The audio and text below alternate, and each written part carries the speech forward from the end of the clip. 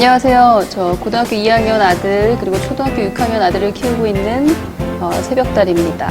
만나뵙게 돼서 반갑습니다. 영어는 우리도 영어 때문에 한 맺힌 인생을 살았기 때문에 그 중요성을 모두 다 아실 것 같아요. 그런데 그 힘든 평생 우리를 괴롭힌 영어가 만약에 어린 시절에 소리 노출만으로도 쉽게 모국어처럼 습득될 수 있다라고 하면 시도를 안 할 이유가 없다라는 생각에 이제 영어 환경을 만들어주기 시작했고요.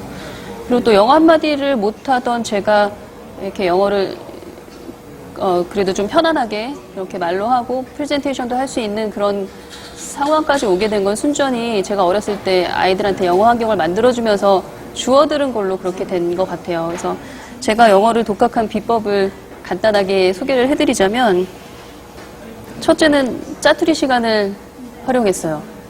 왜냐면 그때는 제가 워킹맘이었기 때문에 아이랑 같이 영어를 할 수 있는 시간은 퇴근 후 2-3시간밖에 되지 않았는데, 그래도 다행인 것은 직장 다니시는 분들은 훨씬 독학하기 유리해요. 왜냐하면 지하철을 타고 출퇴근하는 그 왕복 3시간, 그 시간은 온전히 제가 영어 공부에 쏟을 수 있었거든요. 그래서 처음에 제가 영어를 공부할 때 우선 그 엄마들을 위한 영어 회화책이 있었어요. 그래서 그 책을 노트에 필사를 했어요.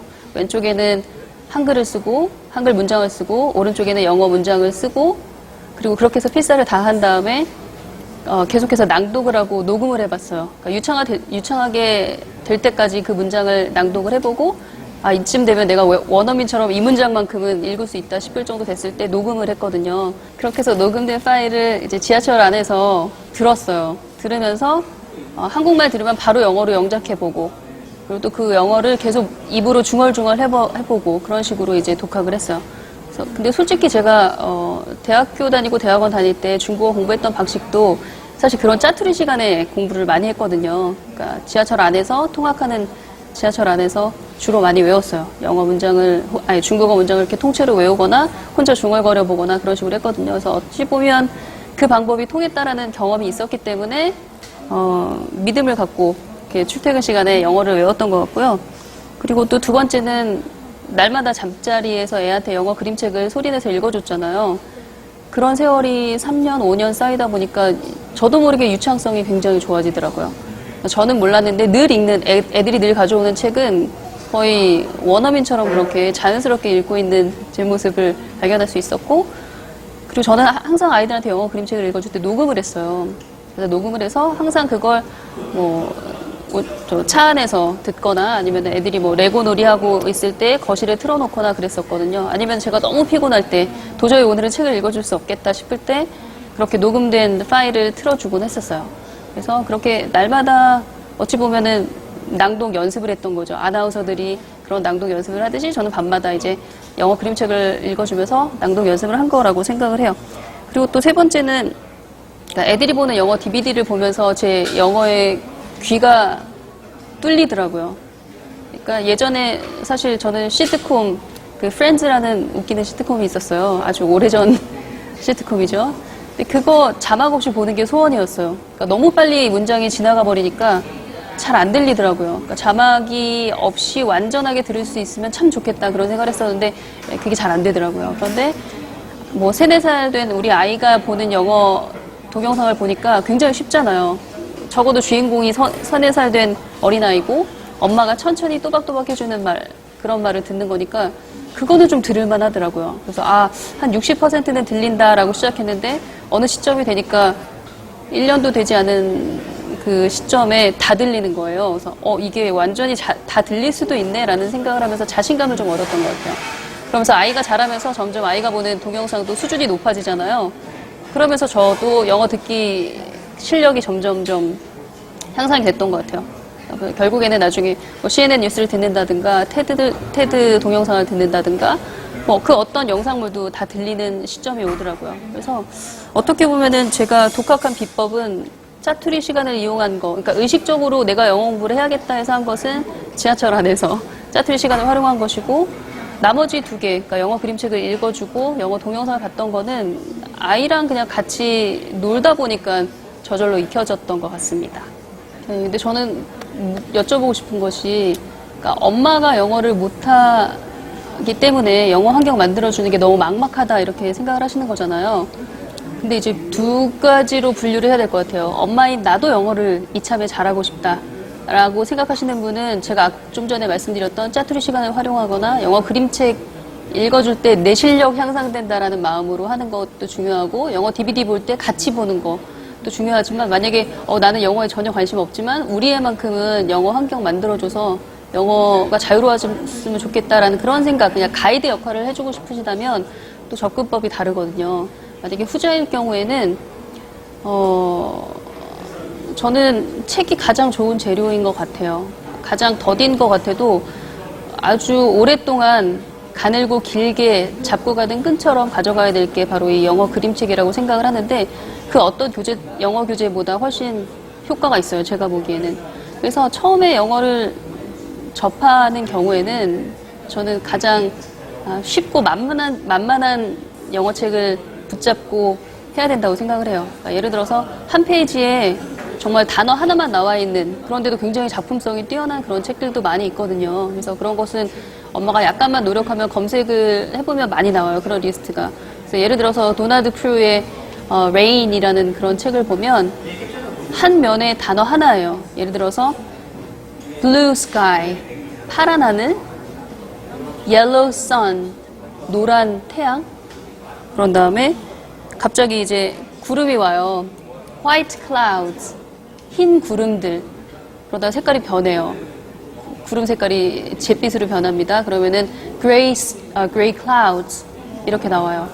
그러다가 Gray Sky, 하늘이 회색으로 변하고 Rain 하면서 비가 온다. 그러면서 쫙 이렇게 비가 내리는 그런 장면이 있는 그림책이 있는데, 그런 것 같은 경우에는 영어를 한마디도 못하는 엄마라도 혹은 영어를 못하는 아이라도 충분히 읽을 수 있거든요. 게다가 거의 대부분의 영어 그림책은 CD가 있어요.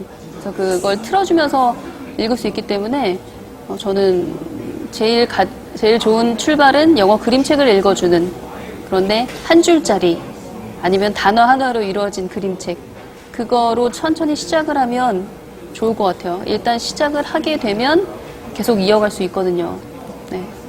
가장 효과적인 영어 공부 비법은 사실 없고요. 무조건 소리를 많이 들어서 우선 귀가 열려야 아이가 그 다음 소리를 들으려고 하고 그 다음 영어책을 읽으려고 하는 게 있거든요. 그래서 사실 소리에 많이 노출을 시키는 게, 영어 소리에 많이 노출을 시키는 게 관건이에요. 근데 문제는 뭐냐면 유치원생 아이들이나 아니면 어린아이들은 엄마가 들려주는 소리를 그냥 음악 듣듯이 영어 소리를 듣거든요. 근데 문제는 초등학교 이제 들어가게 되면 그 영어가 외국어로 들리기 때문에 너무 버거운 거예요, 아이한테는. 그런데 무조건 소리를 노출해야 한다고 해서 영어 그림책 CD를 틀어주고 영어 동영상을 보여준다고 해서 애들이 듣고 있질 않거든요. 그래서 이런 경우에는 제 생각에는 영어 소리의 노출과 동시에 영어 문자를 노출시키는 게 중요한 것 같아요.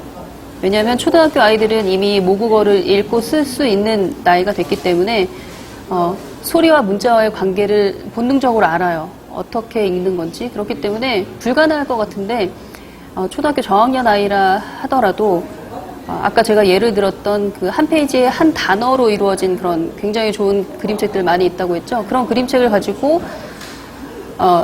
눈으로 동시에 읽으면서 소리를 듣는 그런 식의 이제 집중 듣기라고 표현을 하는데, 그런 식의 독서를 계속 하다 보면 내가 처음부터 끝까지 읽을 수 있는 영어 그림책이 한 권에서 세 권, 세 권에서 5권, 10권 이렇게 늘어나요. 이렇게 늘어나게 되면 서서히 이제 영어에 대한 공포가 좀 줄어들어요. 영어에 대한 공포 때문에 사실 그 앞으로 전진하기가 어려운 거거든요. 그래서 초등학교 저학년은 아무리 더디더라도 발전이 더디더라도 영어 그림책을 가지고 소리와 문자 동시에 노출하는 거에 신경을 쓰셔야 될 것 같고요.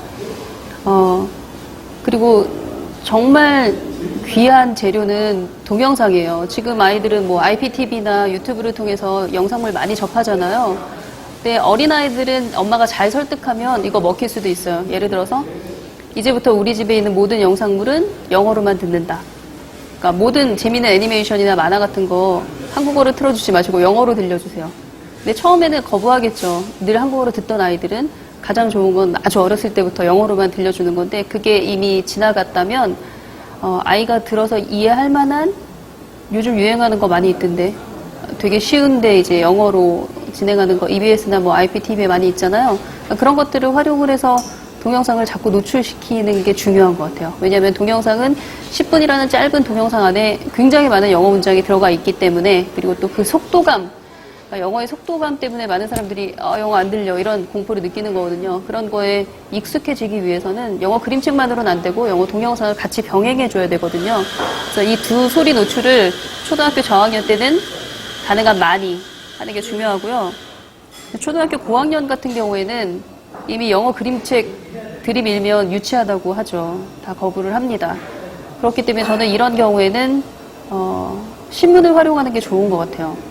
그런데 어린아이한테 한글 신문도 안 읽는 아이한테 영자 신문을 들이미는 건 그건 의미 없는 거고요. 저는 약간의 완충 지대라고 생각하고 초등학교 고학년은 신문을 활용해서 모국어로 많이 읽고 쓰고 얘기해보고 그런 거 해보셨으면 좋겠어요.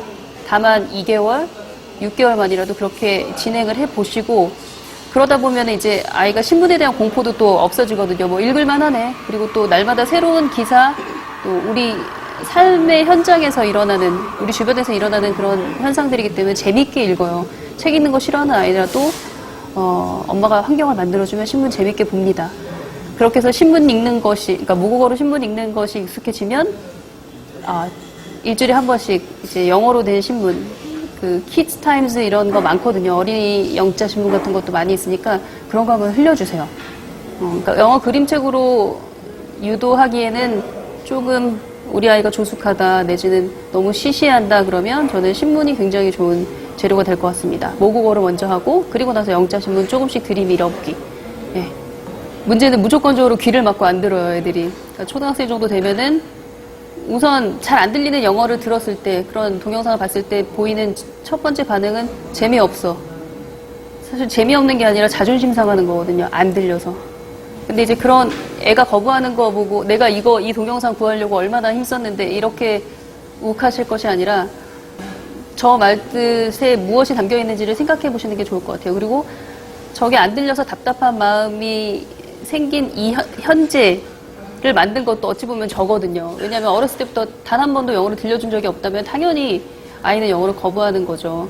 그런 걸 우선 생각하시면서 욱한 마음을 내려놓으시고 이제 방법을 찾아보셔야 되는데 제가 보기에는 그러니까 영어 그림책을 읽어주고 영어 동영상을 보여줘라는 정답이에요. 정답이긴 한데 이걸 어떻게 보여주고 어떻게 읽어주느냐가 이제 관건인데 예를 들어서 저는 아이들을 설득하는 게 굉장히 어렵잖아요. 저는 특히 말을 안 듣는 아이가 둘째인데 둘째랑 어떤 새로운 걸 시작하려고 할 때 예를 들어서 뭐 신문 읽기를 이번 달부터 시작을 하자라고 마음을 먹었거나 아니면은 굉장히 좋은 디베이트 교재가 있는데 이걸 가지고 영어로 토론하는 걸 한번 해보자.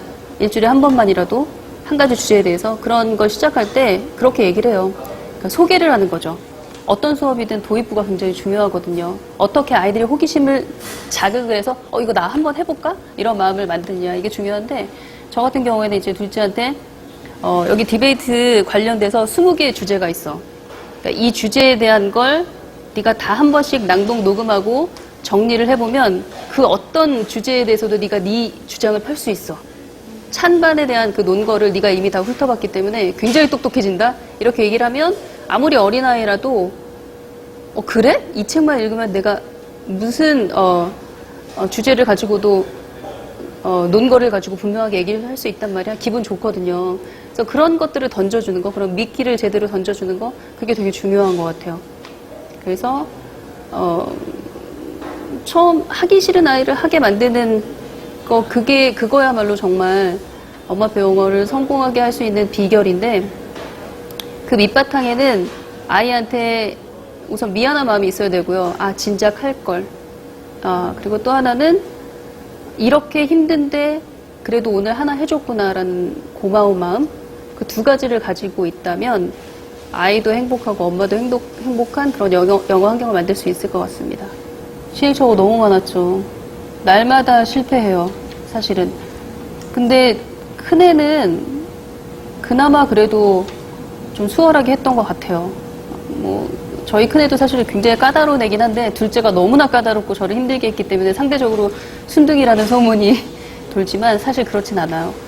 근데 이제 우선 제가 제 엄마표 영어가 실패했다라고 생각했던 이유는 보통 그러니까 영어 그림책 꾸준히 읽어주고 그리고 영어 동영상을 뭐 그냥 원어민처럼 다 이해하고 어떤 영화도 자막 없이 다 이해하고 그런 수준이 됐음에도 불구하고 그리고 또 두꺼운 원서를 읽음에도 불구하고 영어로 말을 한마디도 안 하더라고요. 큰애가 뭐 7살, 8살, 9살 계속 기다렸는데도 말을 안 하더라고요. 영어로. 제가 영어로 말을 걸면 한국어로 대답하고 저희 둘째는 제가 영어로 말을 걸면 입을 막고 한국말로 해. 막 이렇게 얘기를 하고 거부를 많이 했어요. 근데 그래도 이제 엄마 마음에 얘네가 영어로 말을 할 수는 있을까?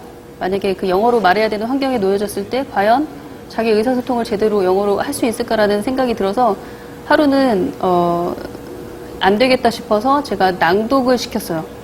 그래서 그러니까 영어 책 중에 짧은 영어 리더스북이 있어요. 리더스북 같은 경우에는 레벨별로 그림책이 나눠져 있기 때문에 그 아이 수준에 맞는 그 책을 골라서 읽을 수가 있어요. 그리고 굉장히 쉬운 문장으로 되어 있기 때문에 웬만하면 영어를 낭독하는데 큰 어려움이 없어요. 그래서 제가 저희 아이 7살 때부터 항상 집에서 영어 리더스북 뭐 3권이면 3권, 5권이면 5권 녹음을 하게 했어요. 그래서 제가 퇴근하고 집에 돌아오면 그 녹음한 걸 확인을 했죠. 근데 지금은 세상이 좋아져서 녹음 테이프에 녹음할 필요 없이 그냥 카톡에다 녹음해서 엄마한테 날리면 되죠. 그렇게 했더니 보니까 영어를 곧잘 읽더라고요. 굉장히 유창하게 잘 읽더라고요. 제 우려와는 달리. 그래서 그렇게 낭독하고 녹음하는 걸 꾸준히 시켰어요. 그리고 또 하나 제가 아이들 그 시행착오 속에서 이것만큼은 지켜가자 했던 것이 날마다 한 편의 글을 쓰는 거였어요. 그래서 그 글은 한국어로 써도 되고 영어로 써도 되고 그리고 또 그게 일기일 수도 있고 아니면은 뭐 신문 스크랩을 한 요약 정리한 걸 수도 있고 아니면 내가 좋아하는 동시를 옮겨 적은 걸 수도 있고 그림을 그린 걸 수도 있고 어찌됐건 한 면에 A4 용지 한 장을 채우는 게 이제 저의 미션이었어요. 그걸 꾸준히 시켰어요. 그래서 어찌 보면 실패했다라고 생각을 했는데 그 실패에 대한 대안으로 진행했던 낭독 녹음 그리고 글쓰기가 아이의 사고를 좀 날카롭게 만들고 그리고 날마다 뭔가 쌓여간다라는 그런 성취감을 줬던 것 같아요. 그래서 실패는 언제나 있고 그 실패 덕분에 또 다른 대안, 더 좋은 그런 아이디어를 생각해낼 수 있고 실천할 수 있다는 얘기를 드리고 싶습니다.